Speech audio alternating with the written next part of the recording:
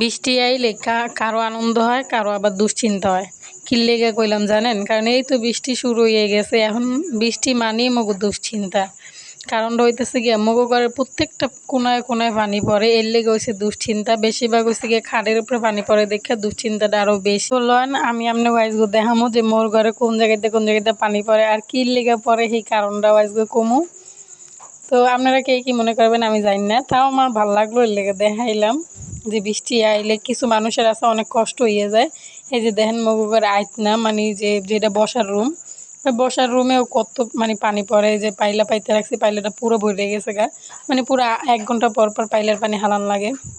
এরপর তো দেখেন এই যে খাটের উপরে মগো ঘুমানোর জায়গার উপরেও কিন্তু পানি পড়ে।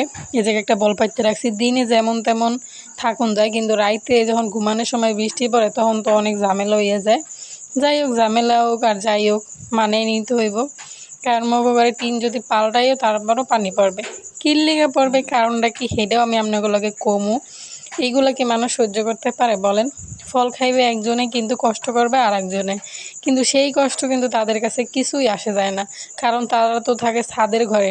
যারা ছাদের ঘরে থাকে তারা টিনের ঘরের মর্যাদা বুঝে না। আমি কিন্তু কেউ ছোট করতেছি না, মানে কইতেছি যে ফল খাইবে একজনে কিন্তু সাজা ভোগ করবে আর একজনে। এই জিনিসটা একবারেই ঠিক না। আমরা যে এই যে এত পানি কাজিতে কষ্ট করতেছি এই জিনিসটা কিন্তু তারা দেখতাছে, তারা শুনতাছে, কিন্তু তারপরও তারা কোন পথ মানে নেয় না। এই যে দেখেন কি লেগা কইলাম, এই যে দেখেন ঘরের লগে একটা না দুইটা নারকেল গাছ, মানে আমাদের ঘরের প্রথমে একটা শেষে একটা, দুই দিকে দুইটা নারকেল গাছ। আর একটা নারকেল তো অনেক বড় বড়, আর নারকেল গাছের যত ময়লা আবর্জনা আছে সব কিছু টিনের পরে।